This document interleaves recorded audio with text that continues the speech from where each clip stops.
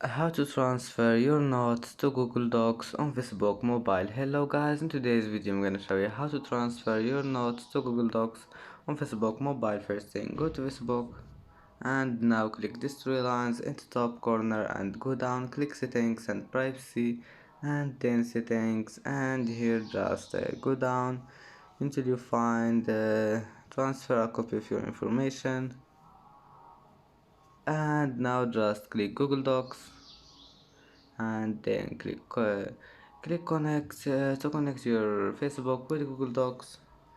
And if you want to transfer only your notes, just click none here and then click next, and then connect your Facebook with Google Docs. And that's it for today's video. If you like this video, please don't forget like and don't forget subscribe, and then see you in the next video.